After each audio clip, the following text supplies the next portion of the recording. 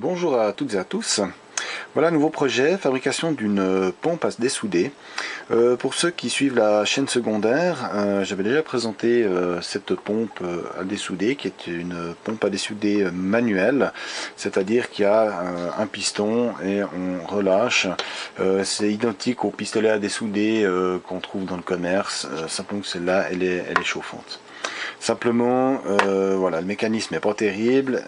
Suivant quelle soudure qui est un petit peu grosse, ça aspire pas bien. Enfin bref, c'est pas le top, mais bon, c'était non plus pas très très cher. On était dans un produit qui est aux alentours des 10 $, si je me rappelle bien le prix que j'ai payé cette chose. Donc voilà, hein, on en a pour notre argent. En discutant avec un YouTuber qui se prénomme Octoputch, on a discuté de pistolets à dessouder, etc. Il m'a suggéré, enfin il pensait que j'avais peut-être déjà fabriqué quelque chose en ce sens, et en fin de compte, pourquoi pas, étant donné que j'avais déjà la base ici. Donc pour ce faire, je vais réutiliser exactement le corps comme il est là, simplement que je vais rajouter une petite pompe à dépression ici, donc j'ai déjà testé, ça a une bonne aspiration, ça fonctionne en 12 volts, ça peut aspirer également des fluides, mais aussi uniquement de l'air. Ensuite ici on a un tube, bon c'est un tube pour essai uniquement pour l'instant, il n'est pas très long, il fait moins d'1 mètre, mais par contre c'est un tube en silicone qui tient les températures assez élevées. Bon, normalement il n'y aurait pas de souci, étant donné que la température restera uniquement dans ce tube. Dans les modifications à faire, donc ici je vais conserver cette partie là, donc le tube. Au fond ici il va falloir refaire un joint. Alors à la base il y avait un espèce de joint en silicone, enfin je sais pas trop ce que c'était, qui a déjà bien cramé, qui est plus très étanche d'ailleurs. Donc voilà, ça je vais le refaire et je vais utiliser en fait du silicone, enfin c'est pas du silicone, c'est du mastic très haute température qui tient jusqu'à 900 degrés, qui est utilisé pour faire les raccords de cheminée domestique. Donc je vais refaire un joint là au fond qui va me permettre de pouvoir garder l'étanchéité avec le tube et avoir un peu de souplesse pour pouvoir le garder en fait croché ici. Il y a un petit raccord ici et qui va pouvoir me permettre de le garder fixé, voilà, comme ça. La grande modification, enfin grande, elle est pas si grande que ça. Donc j'ai retiré bien évidemment tout le mécanisme qui était à l'intérieur. J'ai récupéré le O-ring qui va pile poil bien sur ce morceau là. Voilà. Donc là on a l'étanchéité. Et par la suite je vais reboucher tous les trous qui se trouvent ici. Et je vais uniquement repercer ici pour pouvoir y mettre un raccord pour raccorder ici le tube directement, voire peut-être même directement le fixer à l'intérieur, mais je préfère avoir un raccord que ça soit démontable pour pouvoir faire facilement les services. Voilà, ce qui fait que par la suite, eh ben, une fois qu'on croche notre appareil ici, notre tube qui aura le tuyau, et ben automatiquement une fois que ça chauffe on pourra aspirer. Petite chose à rajouter, étant donné que j'ai de la place par là, je vais rajouter certainement un interrupteur, donc pas là en haut, hein, ça serait pas terrible de travailler, mais je pense que je vais par ici conserver une partie du trou pour, je sais pas encore exactement comment je vais faire, je vais voir ça lors de la fabrication et mettre ici un petit micro switch pour actionner la pompe. Fabriquer un petit boîtier avec une petite alimentation 230 12 volts et un relais qui va être commandé justement par le bouton ici et qui me permettra de actionner la pompe. Voilà, donc maintenant commencer par modifier cette pièce là, ensuite faire le joint et faire déjà les premiers tests.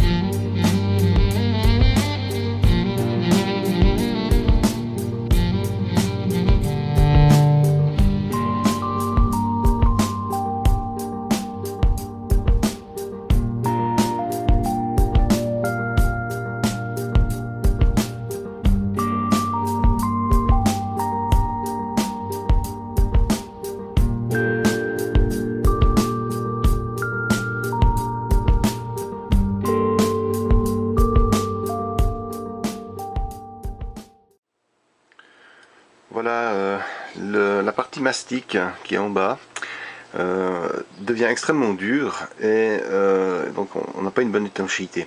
Alors je ne vais pas le redémonter maintenant, j'ai rajouté uniquement de la pâte à joint pour véhicule qui tient 260 degrés, donc là on a quelque chose qui est bien étanche. Maintenant il y a un nouveau problème, c'est que la pompe va bien mais il n'y a pas assez de débit. Donc je ne vais pas la changer, je ne vais pas recommander encore quelque chose, je vais la garder. Et entre deux, j'ai été en démolition et je suis tombé sur ces petites bonbonnes de gaz qui sont vides. J'arrive pas à savoir exactement ce qu'il y avait dedans. Je présume que c'était du CO2 qui permettait pour ces fontaines, ces fontaines à eau qu'on trouve dans les bureaux, de pouvoir faire de l'eau gazeuse en fait. Je crois que ça vient de ça. Enfin bref. Le truc c'est que je vais faire un raccord ici où je vais brancher ma pompe dessus. Donc j'ai fait un test, hein, il faut que quelques secondes pour tirer au vide la bouteille et rajouter ensuite une petite électrovanne qui elle va être commandée en fait par l'interrupteur qui est ici, par le micro switch, et je vais gérer la pompe avec un capteur de pression. Je vais utiliser ces petits MPS 20N004D avec un Arduino, et la carte c'est une HX711 si je dis pas de bêtises, ouais, HX711 qui est en fait la carte décodeur pour le capteur de pression. Voilà, donc pression et dépression il marche dans les deux sens. Voilà, donc ensuite gérer ça avec un Arduino. Le temps de commutation de l'électrovanne va être aussi géré par l'Arduino, c'est-à-dire qu'on appuie et ça va fonctionner une demi-seconde ou une seconde. Ça sera à voir par rapport au fonctionnement de la pompe, combien on a d'air en fait en dépression. Donc voilà, j'ai fait 2-3 tests en fait, et il n'y a juste pas assez d'aspiration, il manque un petit peu de peps, donc d'où l'installation de cette bouteille. Elle paraît grosse, mais en fait ça tire assez vite au vide, hein. Il faut peut-être 4-5 secondes, donc on a le temps de chauffer un autre pad à côté, le temps que ça tire au vide. Et une fois que c'est au vide, eh ben, le système se coupe, étant donné qu'il y aura un capteur de dépression. Voilà, donc je vais passer maintenant à la fabrication de tout ça, au montage, et j'espère pouvoir tester ça encore assez rapidement.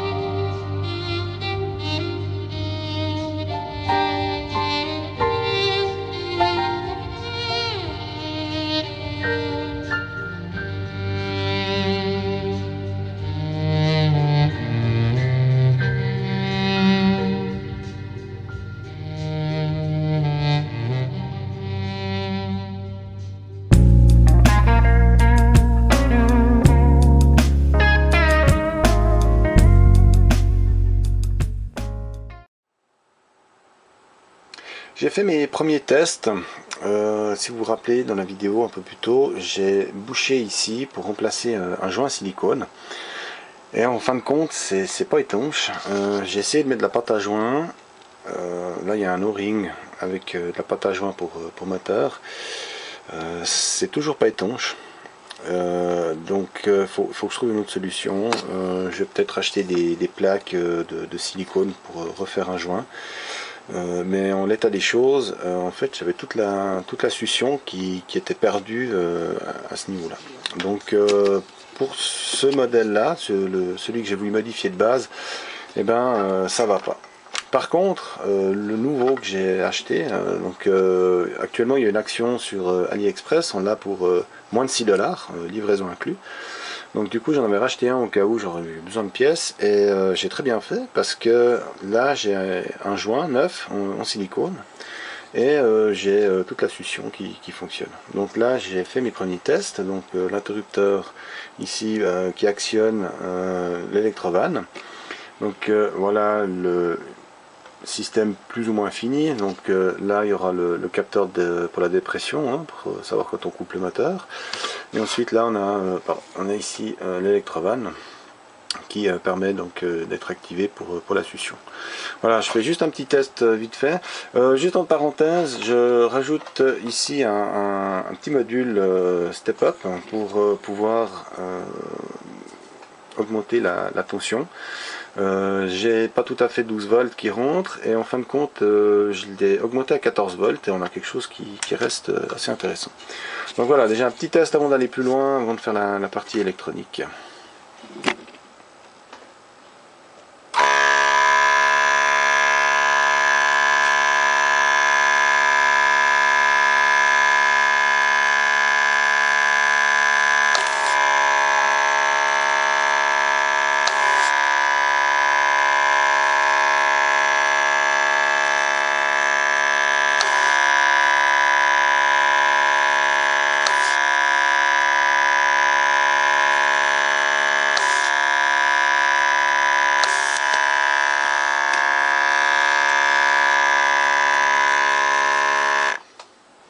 Voilà, donc on voit que ça fonctionne pas trop mal.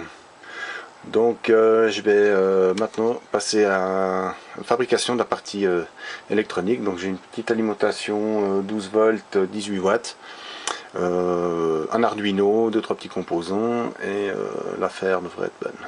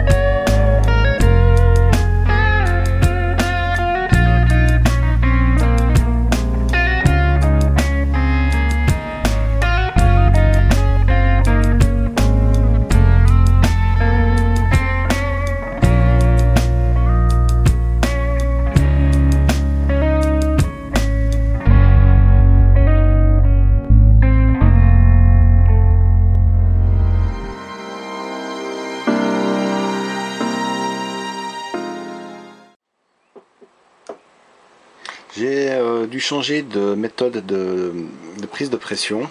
Malheureusement, avec le système du MPS, je ne peux pas aller en négatif, donc ça fonctionne pas en négatif. J'ai fait 2-3 petits essais, c'est pas concluant.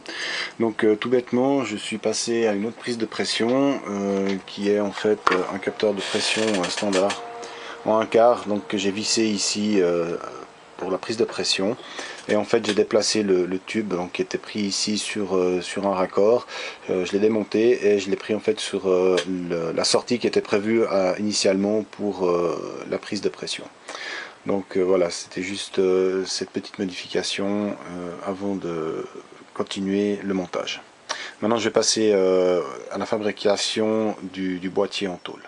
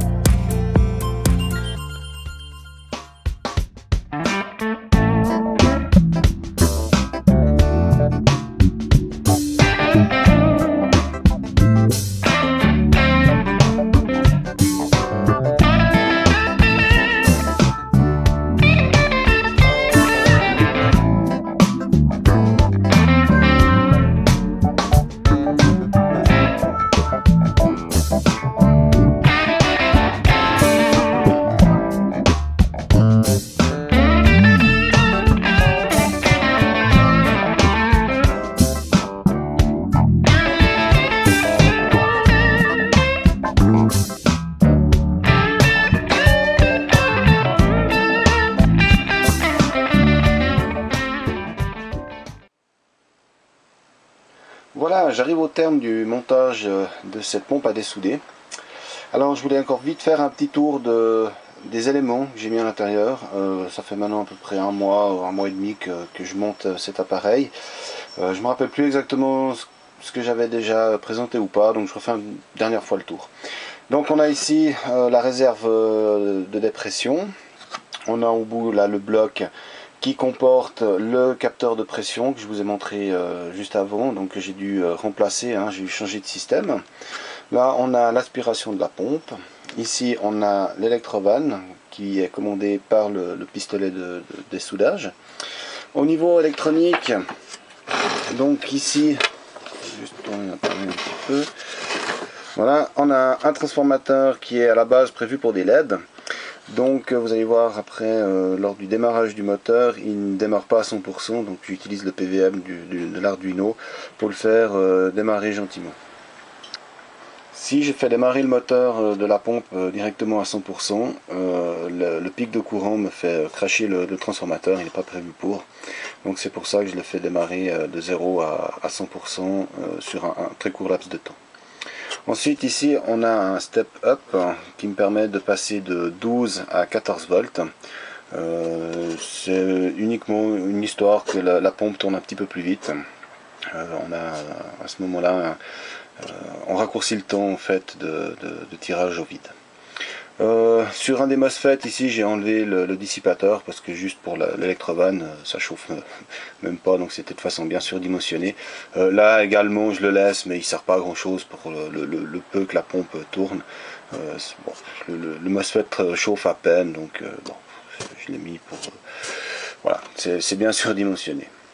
Ensuite ici en bas là on a le capteur de pression que j'ai déjà parlé. Ensuite sur la face avant, il n'y a pas grand chose, c'est très sobre, hein. Il n'y a vraiment pas grand chose à dire.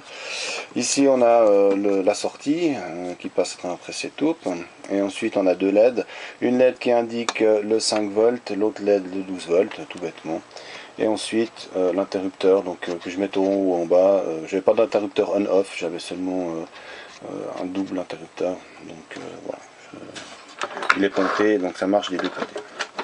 Voilà, maintenant je vais le mettre en marche, je vais le faire chauffer, je vais juste vous montrer maintenant le démarrage, comment ça se passe.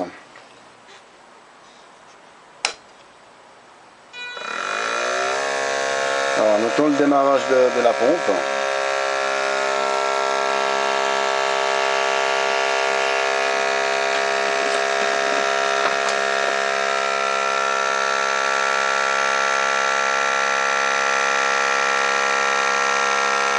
Voilà, donc la première fois ça met un petit moment. De toute façon il faut laisser le temps au fer, le temps de souder.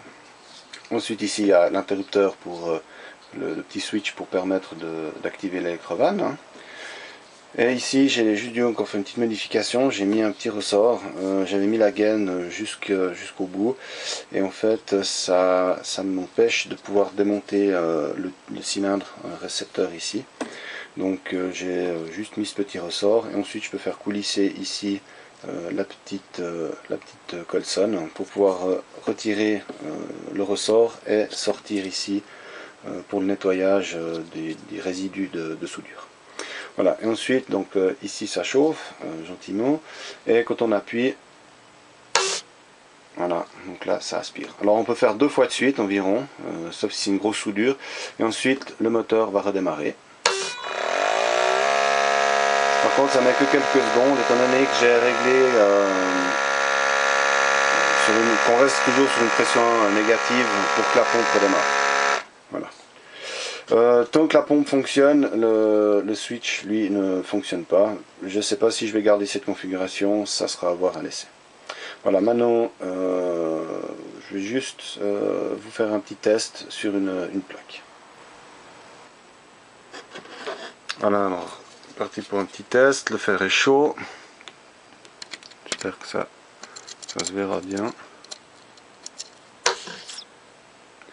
Voilà. Ça de la côté.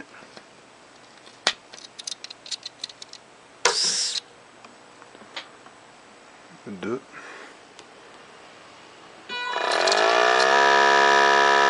Donc là je suis obligé d'attendre que ça charge.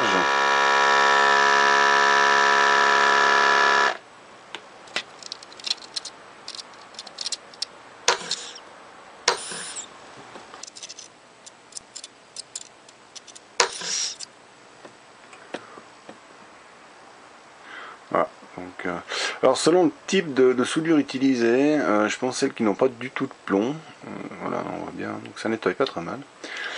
Celles qui n'ont pas du tout de plomb, suivant comment elles s'aspirent assez mal, mais c'est un peu la merde avec un peu de tout pour dessouder en fin de compte, à part peut-être les aiguilles à dessouder. Mais voilà, que ça soit avec la tresse, la pompe standard ou avec ça, suivant quelle soudure elles sont.